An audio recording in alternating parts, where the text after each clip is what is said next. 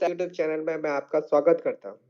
आज मैं आपके सामने अप्रैल माह के जितने भी करंट अफेयर्स के क्वेश्चंस बन सकते थे वो सब मैं इस वीडियो में लेकर आया हूँ। शायद इस वीडियो में से कुछ क्वेश्चंस आने वाली परीक्षाओं में आपके सामने दिखे। चलिए इस वीडियो को शुरू करते हैं। उड़ीसा फाउंडेशन डे अर्थात स्थापना दिवस कब मनाया जाता है? ओडिशा स्थापना दिवस प्रत्येक वर्ष अप्रैल माह की प्रथम तिथि को मनाया जाता है। सन 1936 में जब ओडिशा बिहार व बंगाल से अलग हुआ था, तब से यह दिन प्रत्येक वर्ष अप्रैल माह की प्रथम तिथि को ओडिशा फाउंडेशन डे के रूप में मनाया जाता है। अब अगर बात उड़ीसा की हुई है तो आइए चलते हैं उड़ीसा के बारे में कुछ तथ्य मैं आपको बताता हूँ। उड़ीसा में कुछ प्रमुख पर्यटन स्थल भी हैं जिनके बारे में अक्सर पूछ लिया जाता है, जैसे कि उड़ीसा का प्रसिद्ध कोणार्क मंदिर जो सूर्य मंदिर के नाम से भी जाना जाता है। इसके बारे में भी अक्सर एक दो किसी परीक्षाओं में प्रश्न पूछ लिया जाता है। इसके बाद आता है आपका लिंगराज मंदिर। ये भी एक उड़ीसा का प्रमुख पर्यटन स्थलों में से एक माना जाता है। यहाँ पे प्रति वर्ष हजारों की तादाद में पर्यटक आते हैं। उसके बाद आता है उड़ीसा का सबसे महत्वपूर्ण जगन्नाथ मंदिर।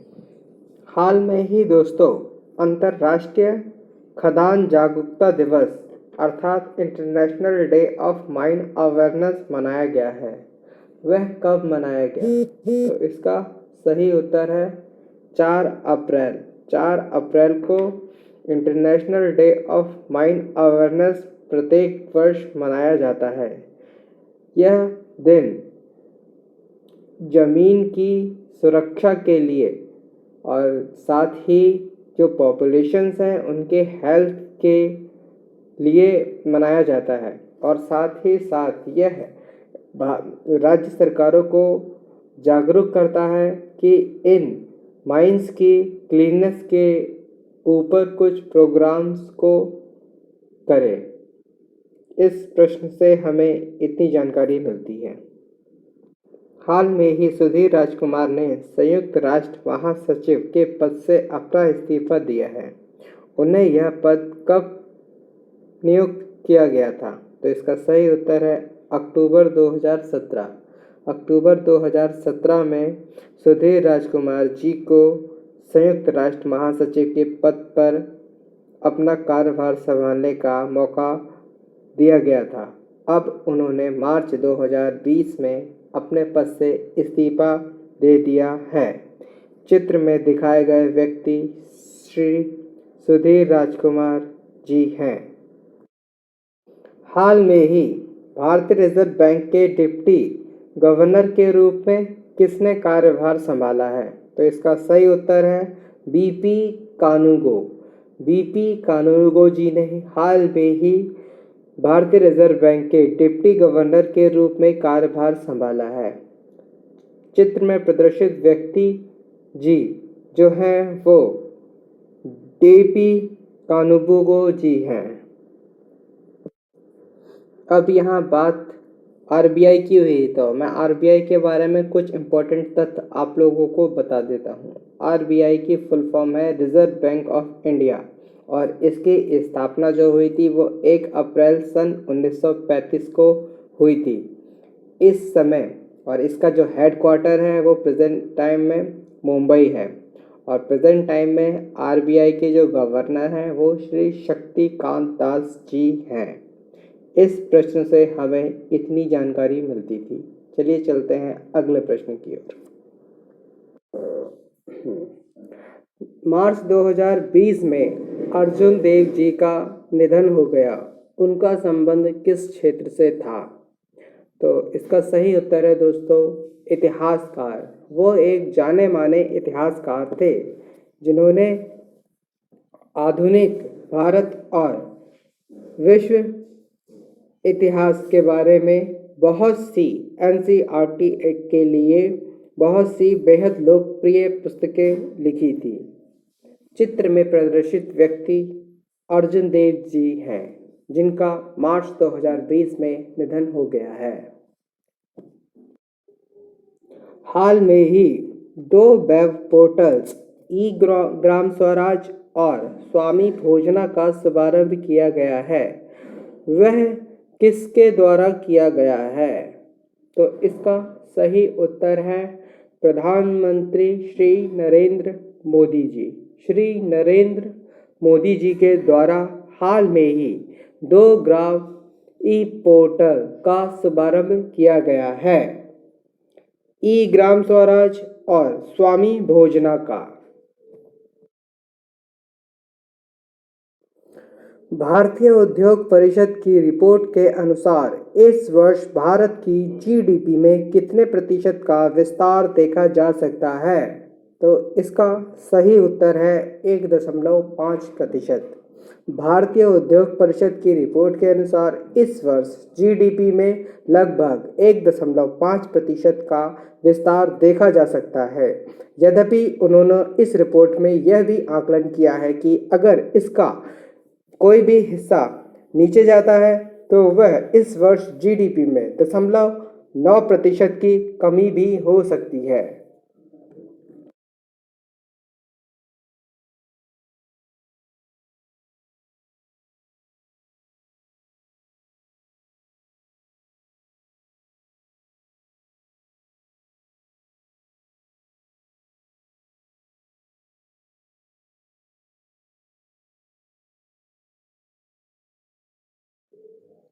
हाल में ही किस राज्य सरकार द्वारा आप्त मित्र हेल्पलाइन की शुरुआत की गई थी? तो हाल में ही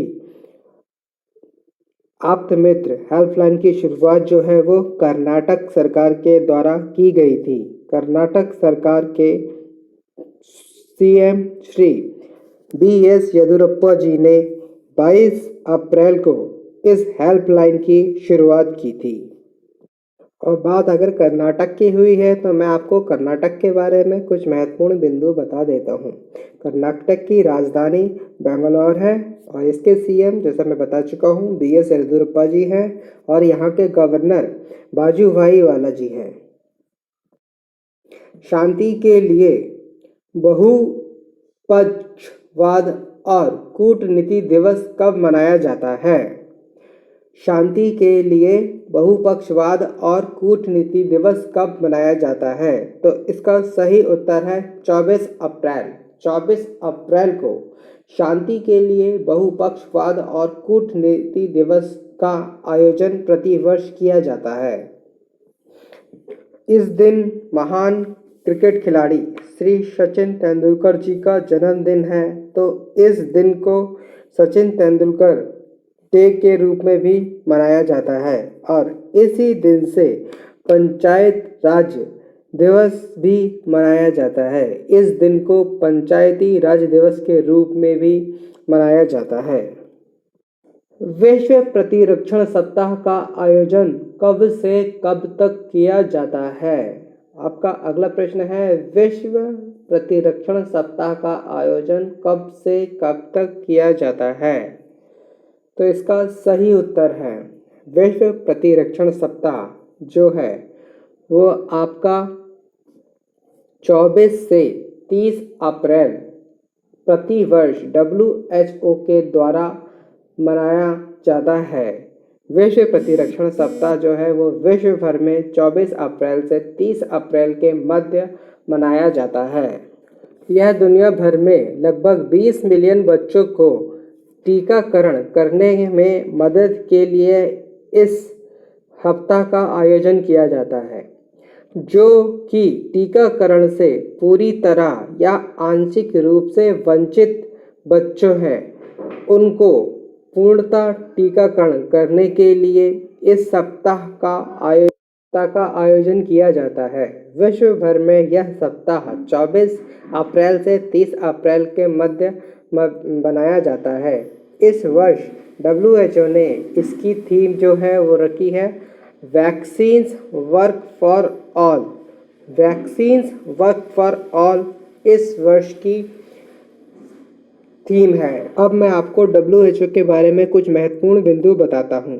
WHO अर्थात वर्ल्ड हेल्थ ऑर्गेनाइजेशन, जिसकी स्थापना 7 अप्रैल 1948 को स्विट्ज़रलैंड के जिनेवा में हुई थी। स्विट्ज़रलैंड का जिनेवा जो है वो वहाँ पे इसका हेड क्वार्टर है। चलिए चलते हैं अगले प्रश्न की ओर।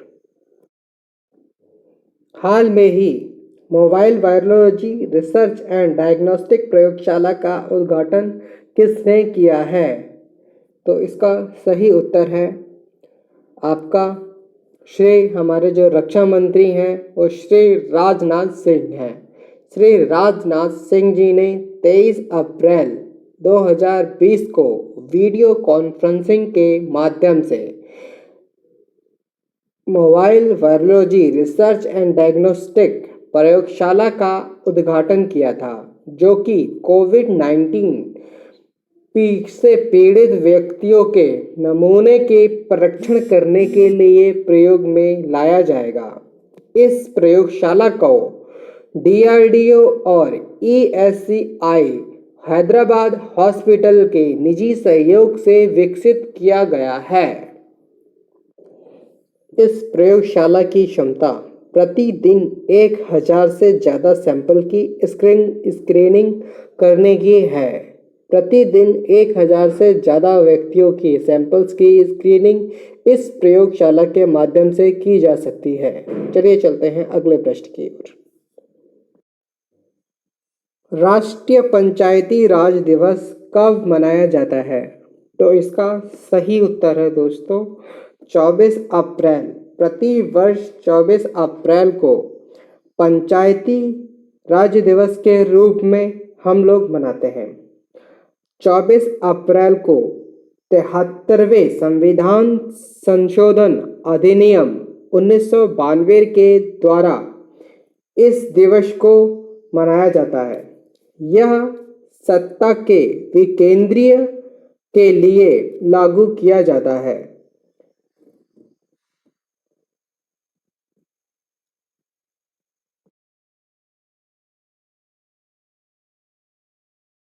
यहाँ से एक प्रश्न और बनता है, त्रिस्तरीय बनाने का सुझाव किसने दिया था? तो इसका सही उत्तर है त्रिस्तरीय बनाने का सुझाव बलवंत राय मेहता समिति ने भारत सरकार को भेजा था। इन त्रिस्तरीय माध्यम से 3 स्तर होते हैं ग्राम पंचायत के। पहला है आपका ग्राम पंचायत, दूसरा क्षेत्र पंचायत, तीसरा जिला पंचायत। इन तीनों को त्रिस्तरीय कहा जाता है। सन 1993 से हर साल 24 अप्रैल को यह दिवस पूर्ण भारत में मनाया जाता है। अब सबसे पहले जो है वो राजस्थान के नागौर जिले में सबसे पहले पंचायती राज व्यवस्था लागू किया गया था। इस प्रश्न से हमें इतनी जानकारी मिलती है। चलिए चलते हैं अगले प्रश्न की ओर। हाल में ही एक एकीकृत ग्राम स्वराज पोर्टल व मोबाइल ऐप किसके द्वारा लॉन्च किया गया था? तो इसका सही उत्तर है श्री प्रधानमंत्री नरेंद्र मोदी जी के द्वारा हाल में ही एकीकृत ई ग्राम स्वराज पोर्टल व मोबाइल ऐप की शुरुआत की गई थी। यह 24 अप्रैल को इसकी लॉन्चिंग हुई थी, जिस दिन राष्ट्रीय पंचायती राज दिवस के रूप में भी हम मनाते हैं। और इस ई पोर्टल के द्वारा पंचायती राज में जो भी एप्लीकेशंस आएंगी उनको सरल करने के लिए इस पोर्टल की शुरुआत श्री प्रधानमंत्री नरेंद्र मोदी के द्वारा की गई है। इस प्रश्न से हमें इतनी जानकारी मिलती है। चलिए चलते हैं अगले प्रश्न की ओर। हाल में ही किस राज्य के द्वारा संपर्क दीदी नामक मोबाइल एप्लीकेशन की शुरुआत की है? तो इसका सही उत्तर है उत्तराखंड। उत्तराखंड के द्वारा हाल में ही शिक्षा विभाग ने संपर्क दीदी नामक मोबाइल एप्लीकेशन की शुरुआत की थी। इस एप्लीकेशन का मकसद छात्रों की शिक्षा में बाधा ना हो, इसीलिए इस एप्लीकेशन में अनलिमिटेड व्याख्या का उपयोग किया गया है, जिससे छात्र पढ़कर लाभान्वित हो सकते हैं। सुंदरम होम फाइनेंस के नए प्रबंध निदेशक के रूप में किसने कार्यभार संभाला है? तो इसका सही उत्तर है डी लक्ष्मी नारायण जी। इन्होंने 1 अप्रैल 2020 से इसका कार्यभार संभाल लिया है। सुंदरम होम फाइनेंस के नए प्रबंध निदेशक के रूप में डी लक्ष्मी नारायण जी को नियुक्त किया गया है। आरोग्य सेतु ऐप किसने लॉन्च किया है? तो इसका सही उत्तर है हमारे प्रधानमंत्री श्री नरेंद्र मोदी जी ने 2 अप्रैल को इस ऐप की शुरुआत की थी। यह ऐप जो है स्मार्टफोन्स में लोकेशन डाटा और ब्लूटूथ का उपयोग करके कोविड-19 के संक्रमित व्यक्ति के पास या ना होने की जानकारी देता है। पहले इस आरोग्य सेतु का ऐप का नाम कोरोना कवच रखा गया था। तो 2 अप्रैल अगला प्रश्न आपके सामने, कोरोना वॉच ऐप किस राज्य सरकार के द्वारा लॉन्च किया गया है? कोरोना वॉच ऐप जो है वो कर्नाटक राज्य सरकार के द्वारा लॉन्च किया गया है। इस ऐप के माध्यम से पॉजिटिव रिजल्ट से रोगी द्वारा 14 दिन पहले तक रोगी द्वारा किया गया दौरे का विवरण देता है तथा इस ऐप के माध्यम हॉस्पिटल और हेल्पलाइन नंबर को भी बताया जाता है। विश्व ऑटिज्म जागरूकता दिवस कब मनाया जाता है? विश्व ऑटिज्म जागरूकता दिवस प्रत्येक वर्ष 2 अप्रैल को मनाया जाता है। जो व्यक्ति ऑटिज्म से पीड़ित होते हैं उनके जीवन की गुणवत्ता में सुधार करने की आवश्यकता पर प्रकाश डाला जाता है। वर्ष 2008 से प्रति वर्ष 2 अप्रैल को यह दिन मनाया जाता है। इस वर्ष की theme the transition to adulthood थी। इस वर्ष की थी। हाल में ही फिलिप एंडरसन का मार्च में निधन हो गया था। उनका संबंध किस क्षेत्र से था? तो इसका सही उत्तर है वह एक वैज्ञानिक थे। अगर हम उनके कंट्रीब्यूशन की बात करते हैं तो उन्होंने जो बहुत सारे कंट्रीब्यूशन किए थे जैसे कि theory of localisations, antiferromagnetism, symmetry breaking and high temperature superconductivities, ये सब उनके कुछ कंट्रीब्यूशंस थे जो हमें दिए गए। Hack the crisis India hackathon किसके द्वारा लॉन्च किया गया था? हाल में ही hack the crisis India hackathon launch किया गया। वो राज्य मंत्री HRD और IT के प्रमुख जो है संजय धोत्रे जी के द्वारा 3 अप्रैल वर्ष 2020 को यह हैकथॉन लॉन्च किया गया था।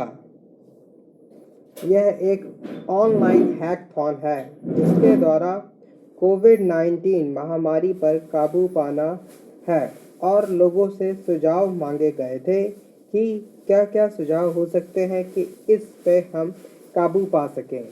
यह एक वैश्विक पहल का हिस्सा है और हैक ए कॉज इंडिया और FICCC लेडी ऑर्गेनाइजेशन पुणे द्वारा आयोजित किया गया था।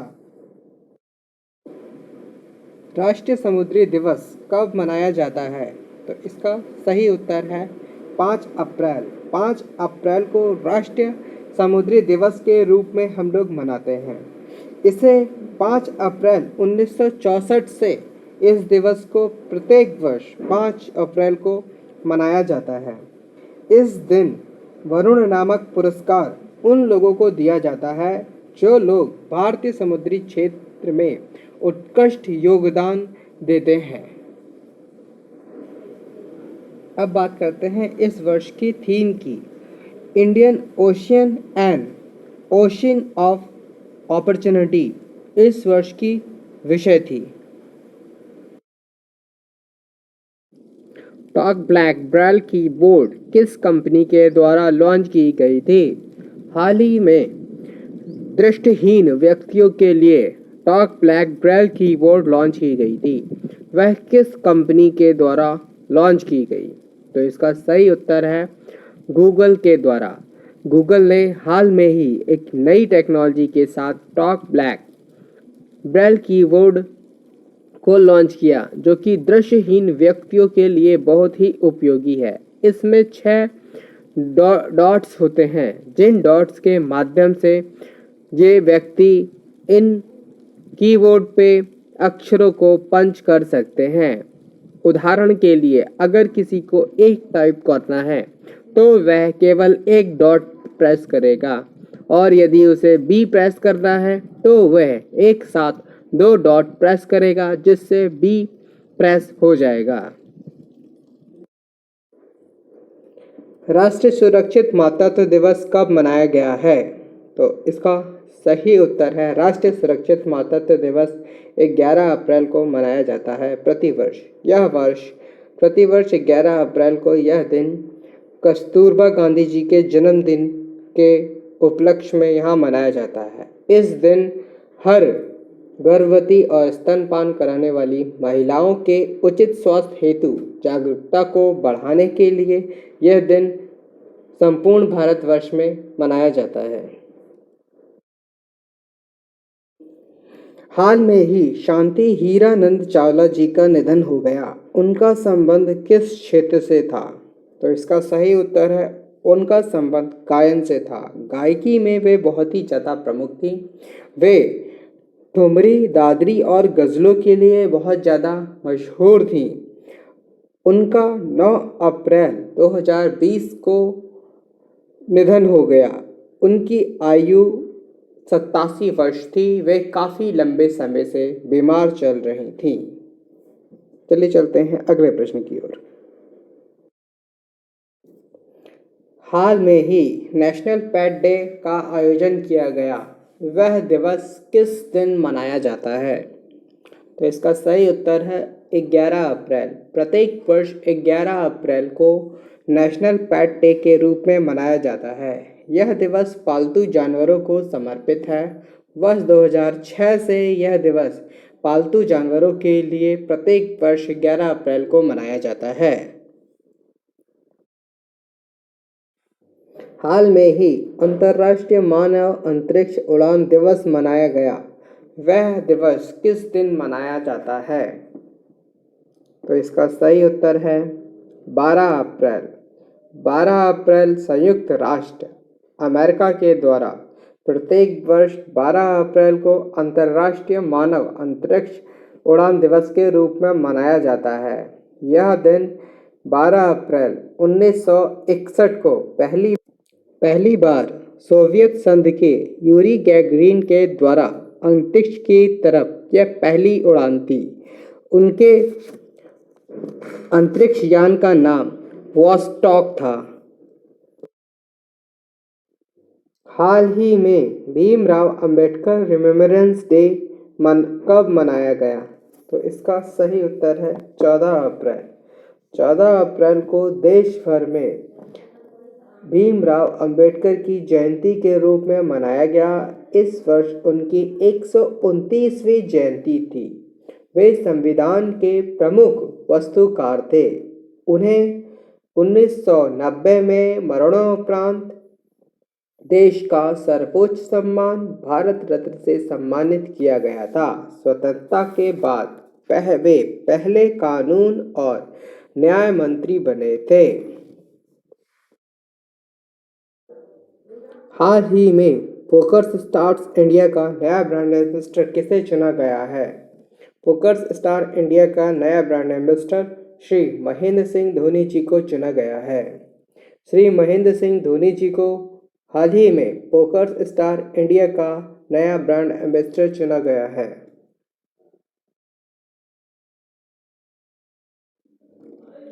विश्व कला दिवस कब मनाया जाता है?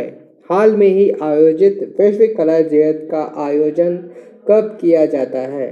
तो इसका सही उत्तर है 15 अप्रैल। 15 अप्रैल को यूनेस्को के द्वारा विश्व कला दिवस का आयोजन प्रत्येक वर्ष किया जाता है। यह कला के विकास, प्रसार और आनंद को बढ़ावा देने के लिए मनाया जाता है। 15 अप्रैल को कला और प्रदर्शन कला को मनाने के लिए एक दिन चिन्हित किया गया है, क्योंकि यह एक महान चित्रकार लियोनार्डो दा विंची का जन्मदिन है।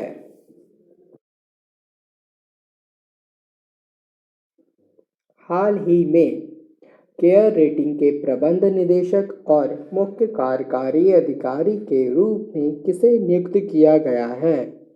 हाल ही में केयर रेटिंग ने अपने मुख्य कार्यकारी अधिकारी और प्रबंध निदेशक के रूप में अजय महाजन जी को नियुक्त किया है।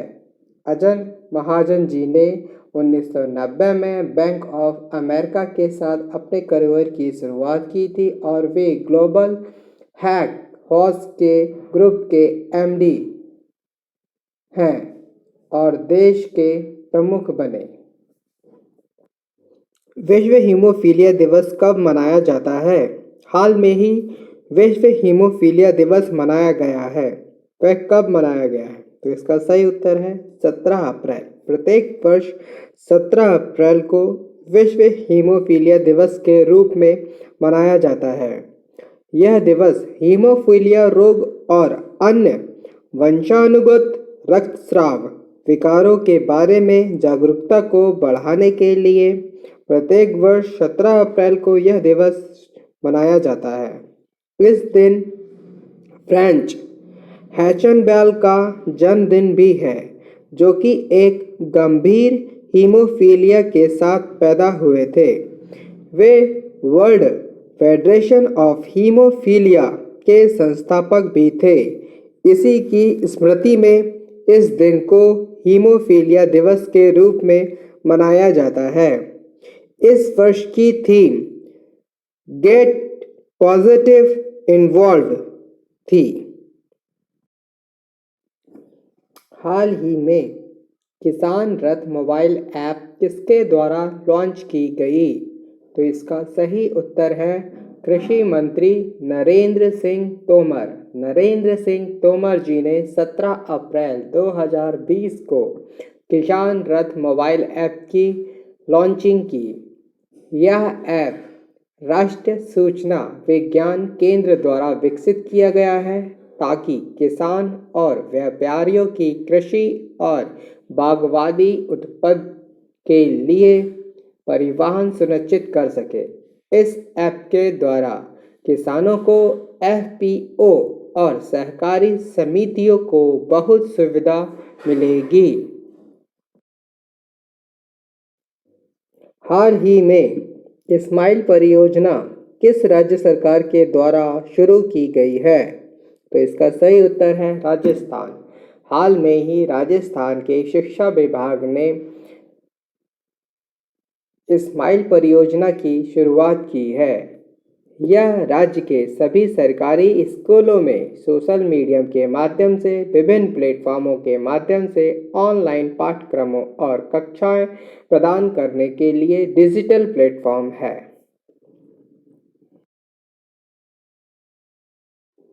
हाल में ही आरबीआई ने किस सहकारी बैंक का लाइसेंस रद्द किया है? तो इसका सही उत्तर है Mapusa urban cooperative bank of Goa का आरबीआई ने 16 अप्रैल वर्ष 2020 को लाइसेंस रद्द कर दिया गया है। आरबीआई के आदेशानुसार परिसमाप प्रक्रिया के दौरान किसी भी व्यवसाय को करने से रोक दिया गया है। वर्ष 2015 से आरबीआई के निर्देशों के तहत यह संघर्ष कर रहा था। अब इसे 16 अप्रैल 2020 को आरबीआई ने इसका लाइसेंस कैंसिल कर दिया है।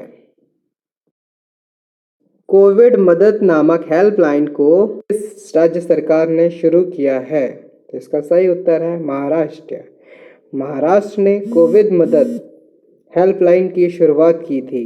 महाराष्ट्र स्टेट इनोवेशन सोसाइटी के सहयोग से इस हेल्पलाइन की शुरुआत की गई है, जो कि कोरोना से पीड़ित व्यक्तियों को मदद करने में सक्षम है। यह Pune platform for covid response team का ही अंग है। हाल ही में क्रिक किंगडम ने अपना ब्रांड एम्बेसडर किसे चुना है? तो इसका सही उत्तर है रोहित शर्मा। रोहित शर्मा को क्रिक किंगडम ने, जो कि दुबई स्थित एक क्रिकेट एकेडमी है, इसने अपना ब्रांड एम्बेसडर चुना है, जो कि ऑनलाइन प्लेटफॉर्म के माध्यम से कोचिंग की सुविधा प्रदान करेगी। वर्ल्ड वॉइस डे कब मनाया जाता है? तो इसका सही उत्तर है 16 अप्रैल। 16 अप्रैल को वैश्विक वार्षिक कार्यक्रम है जो ध्वनि उत्सव के आयोजन के लिए समर्पित है। इसका उद्देश्य दैनिक जीवन में आवाज़ को विशाल मंच प्रदान करना है। यह दिवस 1999 में ब्राज़ील में सोसाइटी ऑफ लायरोलॉजी एंड वॉइस द्वारा शुरू किया गया था। विश्व रचनात्मक और नवाचार दिवस कब मनाया जाता है? विश्व रचनात्मक और नवाचार दिवस 21 अप्रैल को मनाया जाता है ताकि लोगों को दुनिया के नए विचारों का उपयोग करने, नए निर्माण लेने और रचनात्मक सोच रखने के लिए प्रोत्साहित किया जा सके। इसकी स्थापना 25 मई 2001 टोरंटो, कनाडा में हुई थी।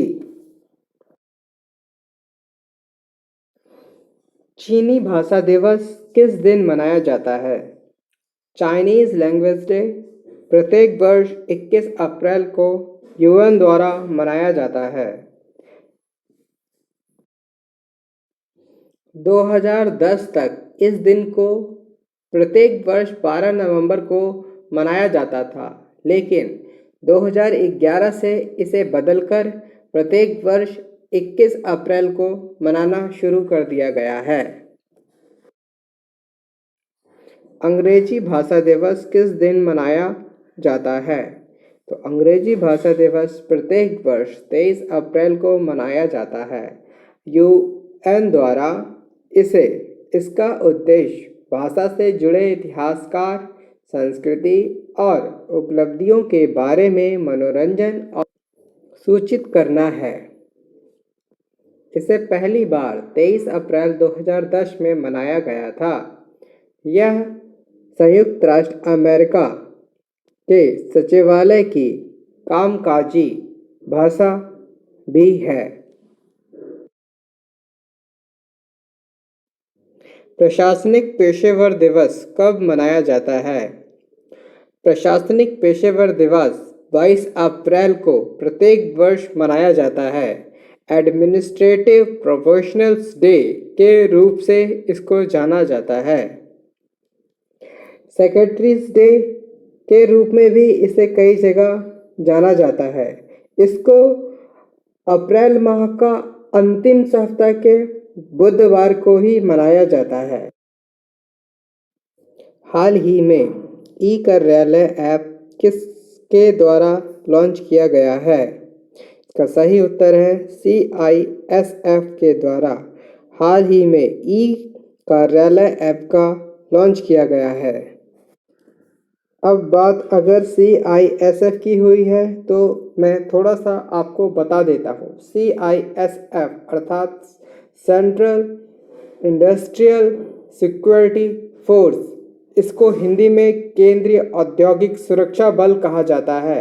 यह गृह मंत्रालय भारत सरकार के अधीन होता है। इसकी स्थापना 10 मार्च 1969 को हुई थी। इसका हेडक्वार्टर नई दिल्ली में है।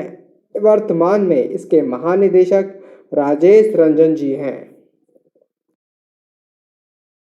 हाल ही में अंतर्राष्ट्रीय प्रतिनिधि दिवस का आयोजन किया गया। वह किस दिन मनाया जाता है? International delegates is celebrated. तो इसका सही उत्तर है 25 अप्रैल। 25 अप्रैल को अंतर्राष्ट्रीय प्रतिनिधि दिवस के रूप में मनाया जाता है। इस वर्ष का अंतर्राष्ट्रीय प्रतिनिधि दिवस बहुत ही इम्पोर्टेंट है। प्रमुखतः दो कारण हैं इसके। प्रथम कारण तो यह है कि 25 अप्रैल 2019 को इस दिवस की घोषणा हुई थी, अर्थात यह पहली बार मनाया जा रहा है। और दूसरा कारण है कि 25 अप्रैल सन 1945 को सैन फ्रांसिस्को में पहली बार 50 देशों के प्रतिनिधित्व ने भाग लिया था। वह विश्व युद्ध के बाद प्रथम बार ऐसे इतने ज़्यादा लोग अलग अलग देशों के किसी एक ही जगह पे एकत्रित हुए थे युद्ध की रणनीतियों के लिए चर्चा करने के लिए। उन 50 देशों के बाद पोलैंड भी एक राज्य था जिसकी कोई सरकार नहीं थी, तो पोलैंड को मिलाकर लगभग 51 देशों के प्रतिनिधित्व हो गए थे। तो उनकी इस दिवस 25 अप्रैल 2020 को 75वीं वर्षगांठ है। तो ये दो प्रमुख कारण थे इस दिवस के। चलिए चलते हैं अगले प्रश्न की ओर। अगला प्रश्न आपके सम्मुख प्रस्तुत है। किस राज्य सरकार ने छात्रों के लिए संपर्क बैठक मोबाइल ऐप लॉन्च किया है? इसका सही उत्तर है हरियाणा। हरियाणा सरकार ने छात्रों के लिए संपर्क बैठक मोबाइल ऐप लॉन्च किया है। अब मैं आपको इस ऐप से कुछ महत्वपूर्ण जानकारी दे देता हूँ। यह ऐप छात्रों के लिए बनाया गया है। जैसा कि आप सब जानते हैं, कोविड-19 के चलते जो लोग बंदी है उसके चलते छात्र जो हैं उनमें शिक्षा का अभाव ना हो पाए, जिस कारण ये राज्य सरकार ने इस ऐप की शुरुआत की है। इसमें 500 से ज़्यादा ऑडियो और वीडियो लेक्चर्स की प्रस्तुति है तथा कक्षा 5 तक के सभी छात्रों के लिए कार्टून रिलेटेड कुछ एजुकेशनल प्रोग्राम होंगे जिनको देखकर छात्र कुछ सीख सकेंगे। अब बात अगर हरियाणा की हुई है तो मैं आपको हरियाणा के बारे में कुछ महत्वपूर्ण बिंदु बता देता हूँ। जैसे कि हरियाणा की राजधानी जो है वो चंडीगढ़ है। यहाँ के सीएम का नाम मनोहर लाल खट्टर है और यहाँ के गवर्नर सत्यदेव नारायण आर्य जी हैं। सत्यदेव नारायण आर्य। हाल ही में 60 स्टारलिंक उपग्रह किस कंपनी के द्वारा अंतरिक्ष में भेजे गए थे? तो इस प्रश्न का सही उत्तर है स्पेस एक्स। स्पेस एक्स नामक कंपनी ने एक साथ 60 छोटे छोटे उपग्रहों को एक साथ लिंक करके अंतरिक्ष में भेजा है। ये स्पेस एक्स जो कंपनी है वो एलन मस्क द्वारा संस्थापक कंपनी है। एलन मस्क इसके फाउंडर हैं। उन्होंने एक और कंपनी टेस्ला मोटर्स की भी नींव रखी थी। टेस्ला मोटर्स जो कि विश्व भर में इलेक्ट्रिक कार बनाने के लिए विख्यात है। हाल ही में राष्ट्रपति रामनाथ कोविंद जी के लिए एक सचिव की नियुक्ति हुई है। उनका क्या नाम है? तो इस प्रश्न का सही उत्तर है कपिल देव त्रिपाठी। कपिल देव त्रिपाठी जी को हाल ही में राष्ट्रपति रामनाथ कोविंद जी के लिए सचिव की नियुक्ति की गई है। ये कपिल देव त्रिपाठी जी वर्ष 1980 बैच के आईएएस अधिकारी हैं। अप्रैल माह में बॉम्बे उच्च न्यायालय के मुख्य न्यायाधीश के रूप में किस न्यायाधीश की सिफारिश की गई है? तो इसका सही उत्तर है न्यायमूर्ति दीपंकर दत्ता। दीपंकर दत्ता जी पूर्व में कोलकाता हाई कोर्ट के न्यायमूर्ति के रूप में कार्यरत थे।